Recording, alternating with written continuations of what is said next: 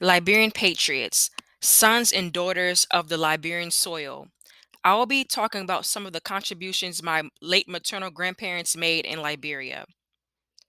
Over the years, Liberian patriots made major contributions and broke down barriers within Liberian society. The late Honorable Robert H. Quellie-Kennedy Sr., my maternal grandfather, is among many patriotic Liberians who contributed to the advancement of Liberian society. My grandfather was born in the Zozama district of Lofa County. At the age of 7, he left Zozama to live with the Pittman Kennedy family in Carisburg, Montserrado County. He obtained a good education because his adopted family could afford to educate him. During that time period, my grandfather was among the few fortunate indigenous people who were able to acquire an education and graduate from the University of Liberia. In May 1955, my grandfather married Gertrude H. Harris of Harrisburg. My grandmother is of the Congo Americo-Caribbean ethnic group. A few months into my grandparents' marriage, they both decided to go back to the Western province and give back to their indigenous people. Throughout their early years in Lofa, my grandfather was a school teacher and my grandmother a school nurse. I'm happy to say that my grandfather was able to help give the education that he received to others in his hometown. As time passed, my grandfather progressed and became the first principal of the new Vanjama High School. On the other hand, external internal pressure was placed on the Tubman government to open the provinces of Liberia. In 1964, the eastern and western provinces were made into 4 counties by an act of the Liberian legislature. The new counties that became part of the political subdivision of Liberia were Lofa, Nimba, Gedeh, and Bong counties.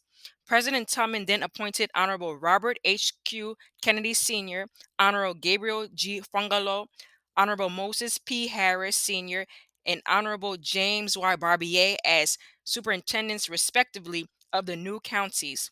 However, the superintendent position was the last contribution my grandfather made for his county in Liberia from 1964 through 1968.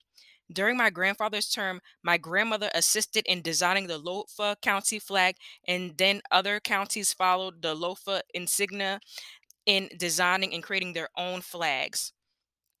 As compared to my grandfather, the late Honorable Gabriel G. Farngalo, James Y. Gbarbea, Moses P. Harris, and Henry B. Fahnbulleh were educated indigenous men who went back to their counties and also became superintendents, with the exception of Honorable Henry B. Fahnbulleh, who represented Liberia as an ambassador to several African and Asian nations. In the course of Tubman's administration, Kennedy, Farngalo, Gbarbea, and Fahnbulleh began to discover how most indigenous Liberians were unfairly treated and suppressed. They began to speak out against Tubman's administration, and others did as well. In 1968, Ambassador Henry B. Fahnbulleh Sr., Superintendents Robert H.Q. Kennedy Sr., Gabriel G. Farngalo, and James Y. Gbarbea were charged with conspiracy and high treason to overthrow the Tubman's administration. They were thrown in jail for more than a year.